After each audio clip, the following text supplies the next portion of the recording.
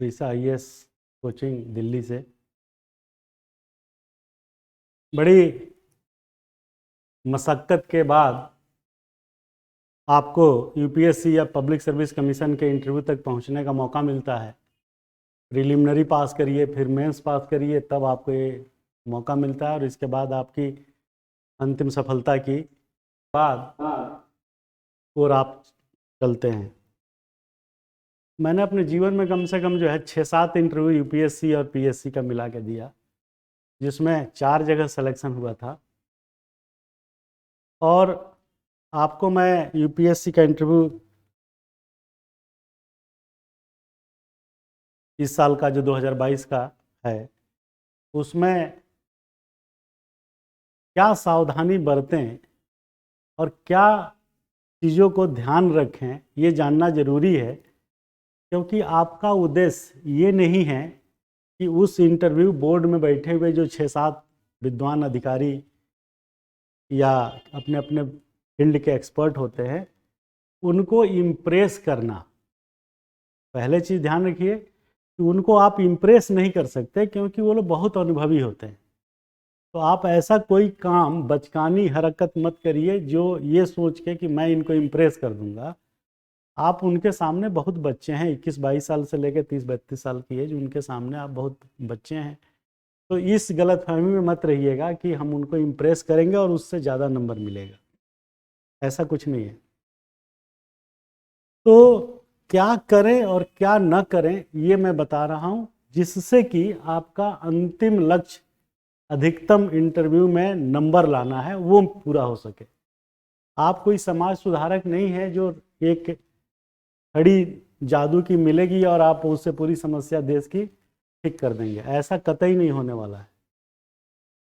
ये बात आप समझ लीजिए। तो इसीलिए अपनी ज्ञान की बातें वहाँ पे जा करके बढ़ा चढ़ा करके बताने से कोई फ़ायदा नहीं होता है।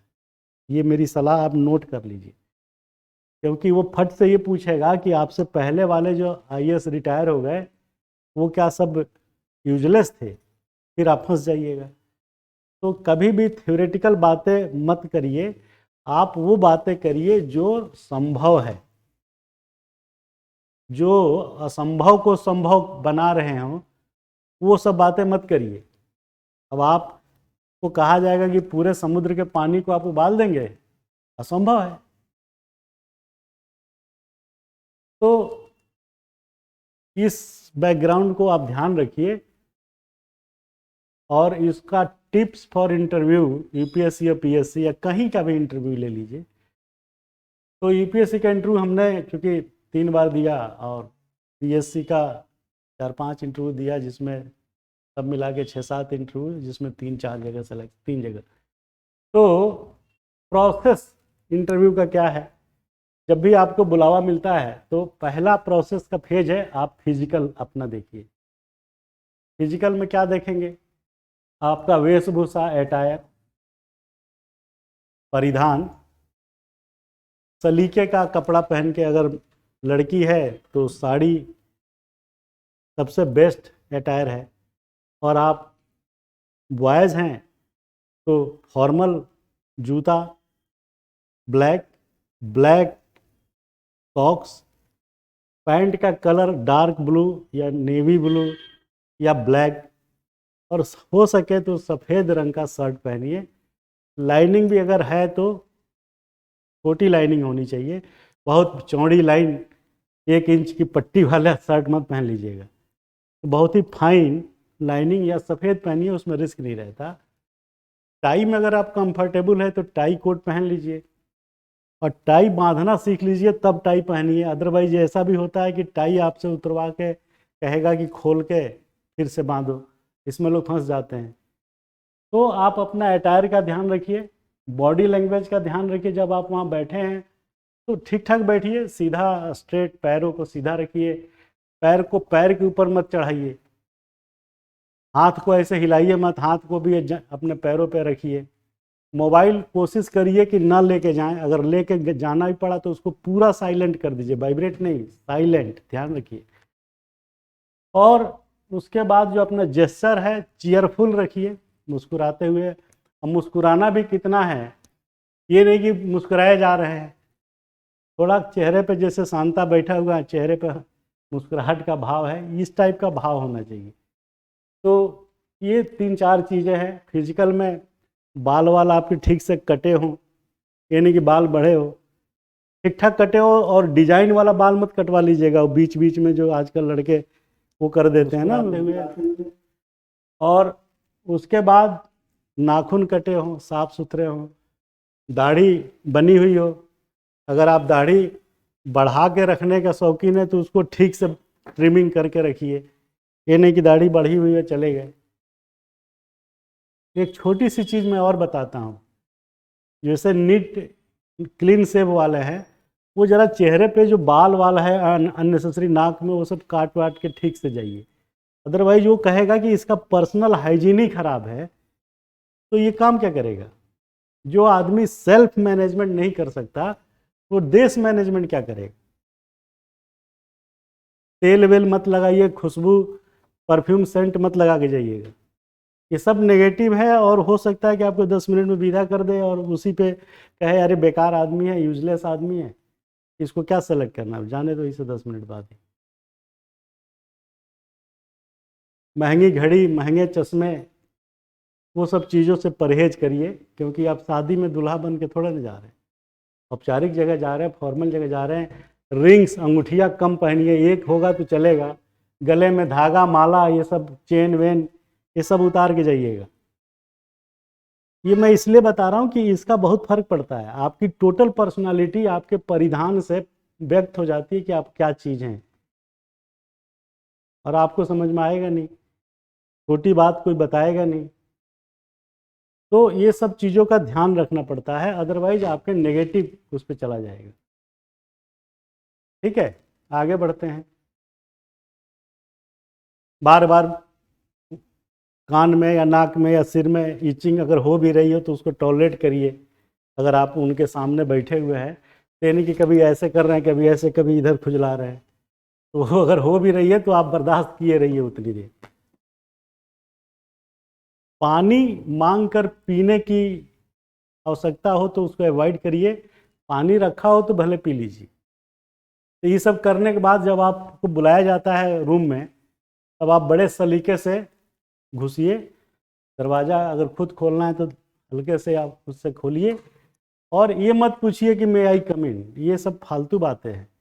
आपको बुलाया गया है तो पूछने की ज़रूरत ही नहीं है, उसी पे क्वेश्चन पूछ देता है कि once you have already been invited by the UPSC and your turn has come, at that moment of time you have already been communicated through my peon that you come, then what is the need to ask permission?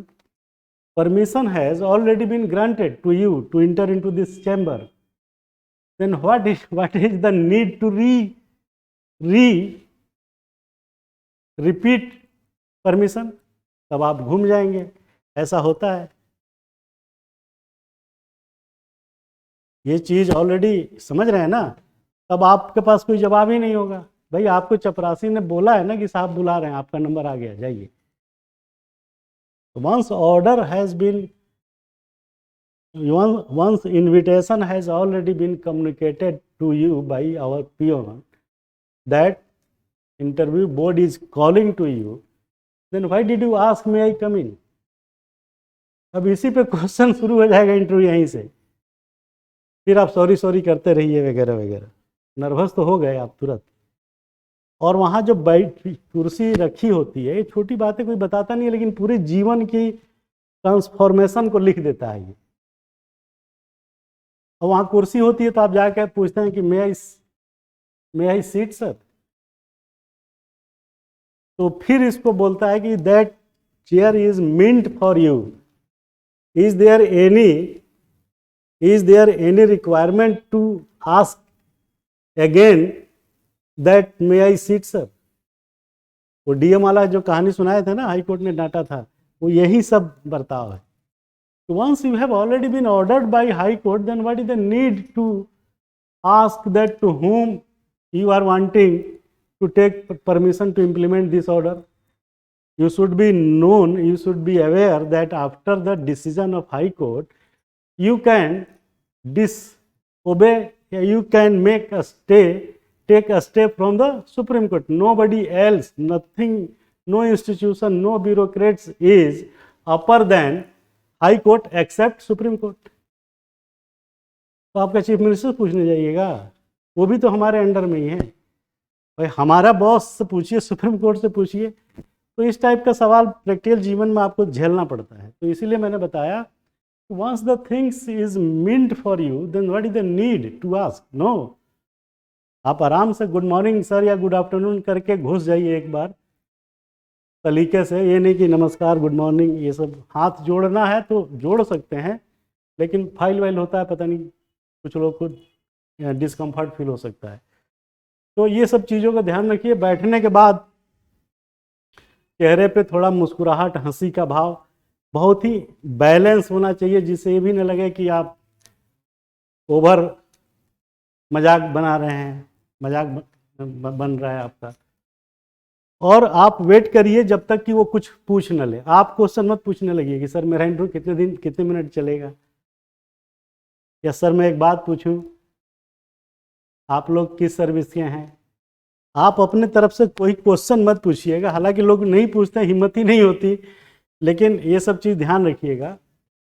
है तो ये हो गया physical आपका जो हुलिया है, वो जिसमें अटायर, बॉडी लैंग्वेज, जेस्चर, छोटी छोटी चीज़ें जैसे घुसना चैम्बर में।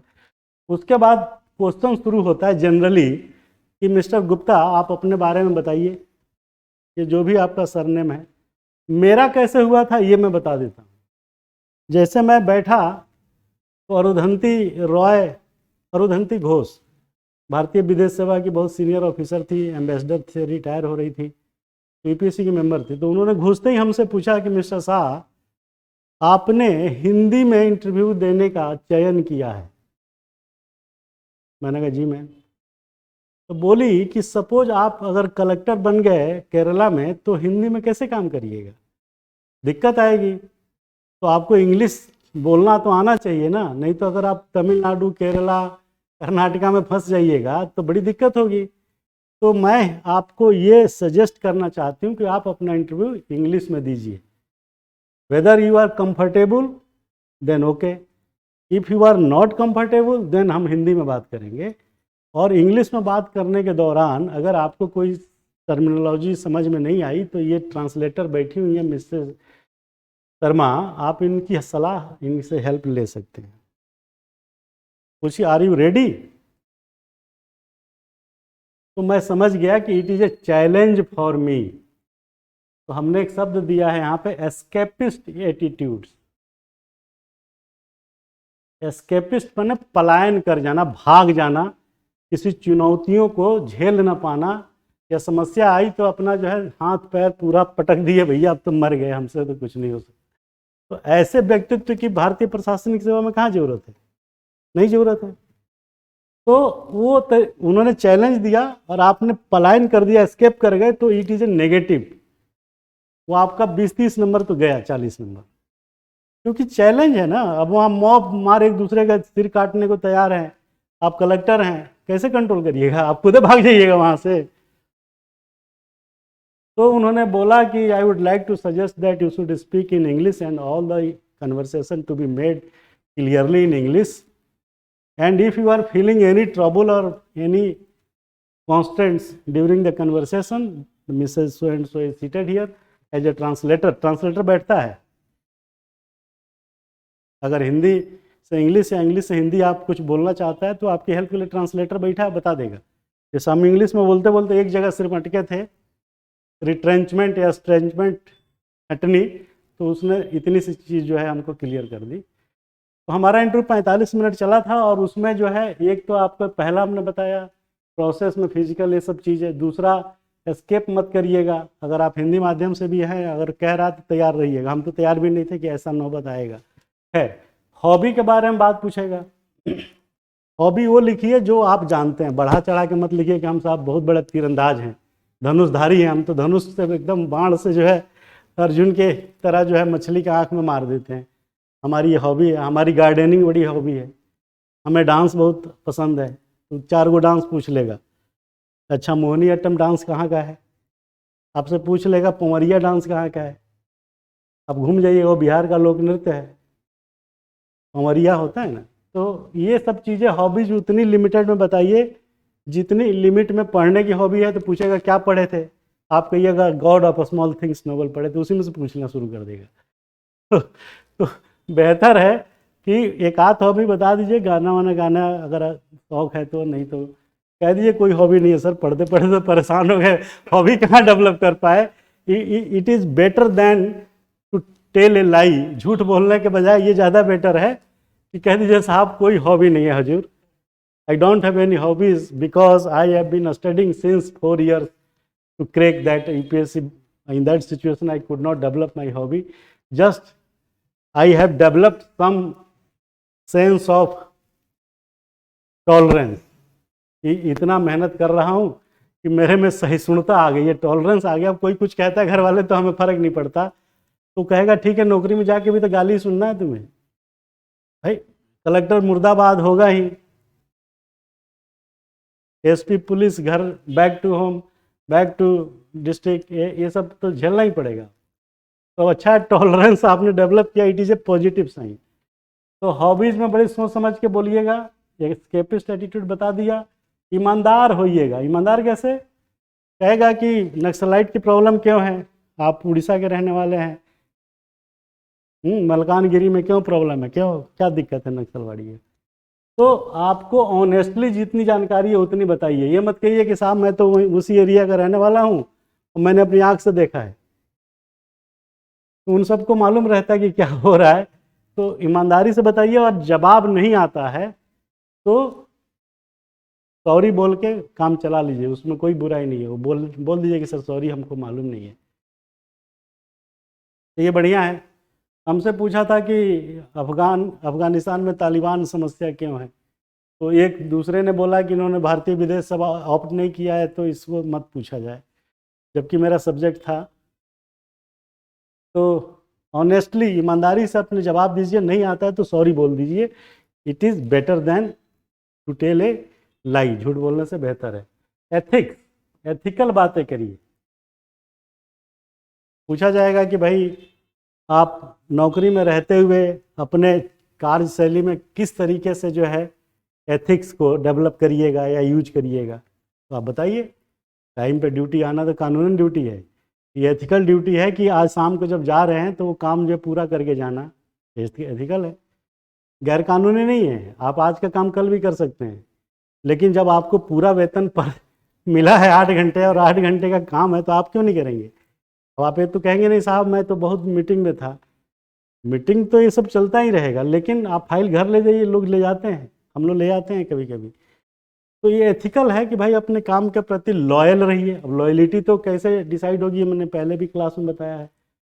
तो आप एथिकल बातें करिए, और ये मत कहिए कि साहब देश में बड़ी बेईमानी है, बड़े अनएथिकल लोग हैं। अरे आप दूसरे की बात मत करिए, वो पूछ लेगा अच्छा कितने अनएथिकल लोगों से आप मिले आज तक, अब आप फंस गए। आपने बोला ना कि साहब बहुत ही बेईमान, ईमानदारी तो है ही नहीं, अनएथिकल है, डिसलॉयल है लोग यहाँ के, तो पूछेगा ना कि एक आदमी के नाम बताइए जो ऐसा था, अब आप घूम जाएंगे। तो फिर पूछ देगा आपके परिवार में कोई ऐसा है क्या, तब भी आपकी बेइज्जती है। तो फालतू बात मत करिए, टू द पॉइंट उतना ही बोलिए जितना पूछा जा रहा है, उसको लंबा चौड़ा स्ट्रेच मत करिए। एथिक्स हो गया। आइडियोलॉजी, आप किसी भी थिंकर की आइडियोलॉजी को मानते ही होंगे, पूछेगा तो बता दीजिए, और उनके जो 2-4 प्रैक्टिकल थ्योरीज हैं जो प्रैक्टिकेबल है उनके बारे में कुछ डिस्कस करेगा तो बता दीजिए, और कोई आर्गूमेंट मत करिए। आप ये मत कहिए कि सर नहीं मैं तो 3 दिन पहले ही वहाँ गया था और हमने देखा कि वहाँ जो है ऐसी ऐसी समस्या थी और ये सब जो है चीज़ें जो मैंने ठीक की। वो कहेगा नहीं ऐसा नहीं है, देश में ऐसी ऐसी समस्याएं जो है, फालतू की बात लोग कर रहे हैं, जनसंख्या विस्फोट कोई समस्या नहीं है। तो आप ये मत कहिए कि नहीं साहब बहुत बड़ी समस्या, हमारे मोहल्ले में इतने लोग बेरोजगार घूम रहे हैं। This is argument. आप कहिएगा साहब वो WTO का डाटा देखा था, ये ILO को, उसमें लिख रहा है कि इंडिया में इतने % लोग बेरोजगार है। आपको मालूम ही नहीं है कि वो डाटा फर्जी भी हो सकता है, और लिखने वाला आप ही की तरह कोई विद्वान हो सकता है। जैसे हिंदू में एक कि मैं देख रहा था कॉलम, उसमें जिस लेडीज़ ने लिखा, वो यूनिवर्सिटी के किसी प्रोफेसर है, तो उन्होंने लास्ट में लिख दिया कि भारत जोड़ो यात्रा राहुल जी का बहुत अच्छा है। अरे भैया, who the hell are you to say that the Bharat Jodo Yatra सही है या गलत है? वो तो पॉलिटिकल स्टेटमेंट हो गया ना। आप कौन होते हैं जज करने वाले कि सही है या गलत है? Being a neutral person, being a interview viewer, तो आपको ये राइट नहीं है ना। उस पर तो बहस होगी कि सही है या गलत है, क्या है। तो पॉलिटिकल स्टंट से बचिए और आर्गूमेंट मत करिए। वो जो कह रहा है आप उसको ये कहिए कि सर सॉरी, मुझे जो पता था मैंने आपको बताया, but I am not aware about the things, thank you very much for guiding me, for teaching me. तो खुश हो जाएगा। आप लगे बहस करने, ऐसा नहीं होता, वैसा नहीं होता, फलाना नहीं होता, जल्लीकट्टू जो वहाँ पे है तमिलनाडु में, ऐसे नहीं होता, वैसे नहीं होता, वगैरह वगैरह। और बॉस मैनेजमेंट, ये जीवन भर सबसे बड़ा काम यही है। आप कलेक्टर बन के कमिश्नर के अंडर में होंगे, कमिश्नर बन के प्रिंसिपल सेक्रेटरी एडिशनल सेक्रेटरी के अंडर में होंगे, एडिशनल सेक्रेटरी जब बनेंगे तो सेक्रेटरी के अंडर में होंगे, और सेक्रेटरी बनेंगे तो कैबिनेट सेक्रेटरी के अंडर में होंगे, और कैबिनेट सेक्रेटरी भी बन गए तो पीएम के अंडर में होंगे। तब बताइए, बॉस तो आपके पैदा होते ही आपसे पहले पैदा हो चुका है। आप आज पैदा होंगे तो वो कुछ महीने साल पहले पैदा हो चुका है। आपके बैच में से पहले वाले बैच में जो सेलेक्ट हो गया वो आपका बॉस है ना। तो इस गलतफहमी में मत रहिए कि अरे साहब हम तो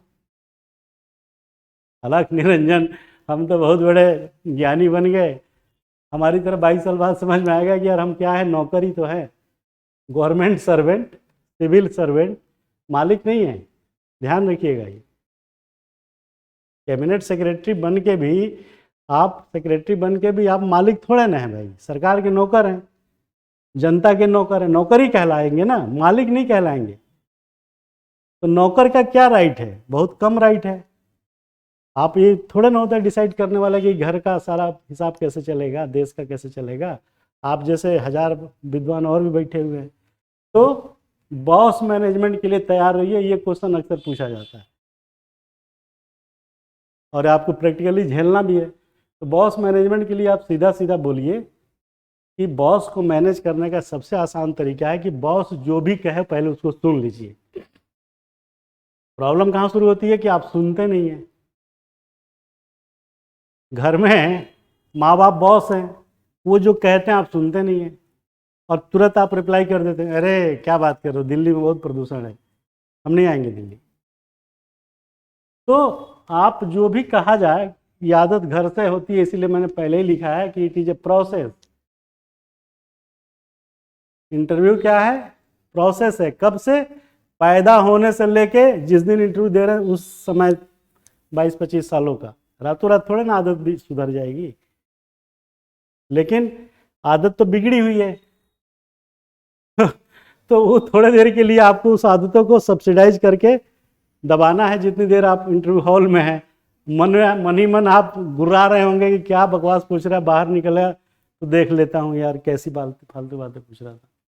तो बॉस मैनेजमेंट पूरे जीवन का चक्र है। तो ये क्वेश्चन भी पूछा जाता है अक्सर कि बॉस मैनेजमेंट कैसे करते हैं। तो आप कहिए कि बॉस की पूरी बात सर पहले मैं सुनूंगा, सुनने के बाद सारे पॉइंट नोट करता रहूँगा, और फिर मैं जो वो बोले हैं उसको करने के लिए जब काम शुरू करूँगा तब बीच में जाके उनसे बताऊंगा कि सर वो पॉइंट नंबर 3 जो है ऐसे के बजाय अगर ऐसे कर दिया जाए तो ठीक होगा। वो कहेगा अरे वाह वंडरफुल यार, तुमने बहुत अच्छी बात कही। और वही बात उसी समय कहे होते कि अगर तुमको ज़्यादा पता है कि हमको ज़्यादा पता है, तू बॉस है कि मैं बॉस हूँ। तो कहने का तरीका ये है कि उस समय बहस मत करिए, घर हो, परिवार हो, बॉस हो, और उसमें कुछ कमी आपको उस समय लगी तो नोट कर लीजिए, और शाम को या अगले दिन जब जाइए उससे मिलने या कोई ना बात से बुलाएगा तो बताइए कि सर इसमें ये प्रॉब्लम है, ऐसे करने से ऐसे होगा, ऐसे होगा। वो कहेगा अरे वंडरफुल, आपकी रेटिंग बढ़ गई उसकी नज़र में। पत्नी ने बोला कि शाम को मटर लेते आइएगा, तो आप ये मत बोलिए कि कहाँ पैसा है, फालतू बात कर रहे हो तुम। कहाँ से मटर पनीर ले आएंगे? पैसा नहीं है, 1 तारीख का इंतजार करो, झगड़ा हो जाएगा ना। तो आप सीधा कहिए हाँ ठीक है ओके। जब लेके नहीं जाइएगा तब बताना अरे यार वो पैसा ही नहीं था, तो कहेंगे ओ सॉरी यार। दोनों में फर्क है। तो रिएक्शन तुरंत नहीं होना चाहिए, रेस्पॉन्स तुरंत नहीं होना चाहिए, समय के बदलते क्रम पे होना चाहिए। आपकी आदत क्या है? किसी दोस्त ने कहा यार चाय पिलाओ यार, आप तुरंत कल ही तो पिलाया थी तुमको, फालतू बात करते हो, रोज हम पिलाएंगे। आप उसको हाँ कह दीजिए या कुछ मत कहिए, और शाम को फिर जो है जब मिले तो कह ही दीजिए यार पैसा नहीं है, कल कल मैं दे दूंगा, तुम आज दे दो, उसे बुरा नहीं लगेगा। तो किसी चीज को स्पॉन्टेनियसली मना मत करिए, जीवन का भी यही सूत्र है। तो इतनी बात अगर आप ध्यान रखते हैं, बीच में उनको थैंक यू बोलते हैं कि थैंक यू सर फॉर इनलाइटिंग मी, ये सब चीज़ें चलती है। तो ये सब प्रोसेस है। और हमसे जो 2-4 क्वेश्चन क्या क्या पूछे गए थे उस समय, वो मैं आपको झलकियाँ बता देता हूँ। तो पहला क्वेश्चन ये था कि बिहार में क्या समस्या है, तो हमने बोला था बिजली की। उन्होंने कहा साहब दिल्ली में भी तो प्रॉब्लम है।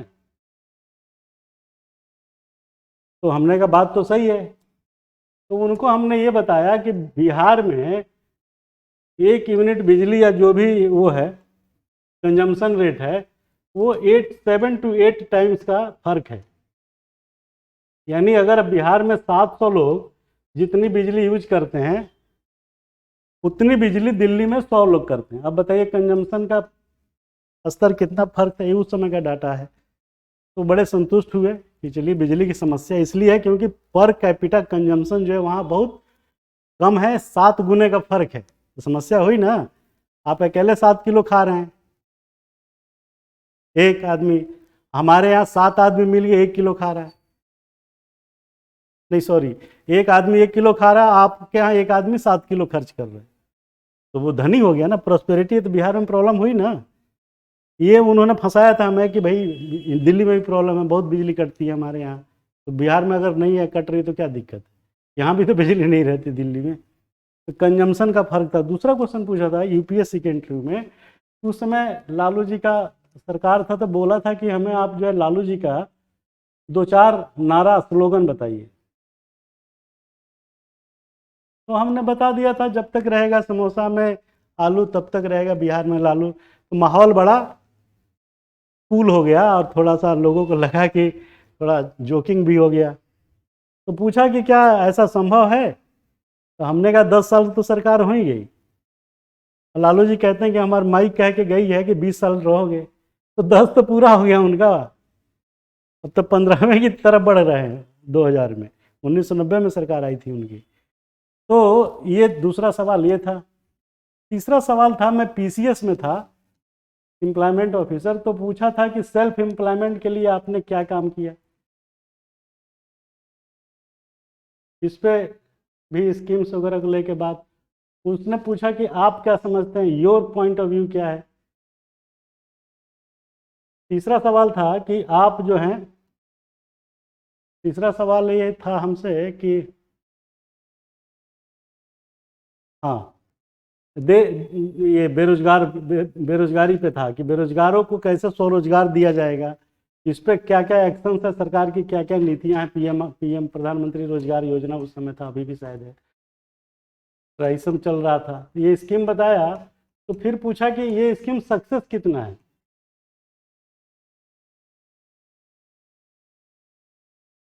ये हमारे प्रोफेशन से रिलेटेड क्वेश्चन था, चूंकि मैं एम्प्लॉयमेंट ऑफिसर था उस समय।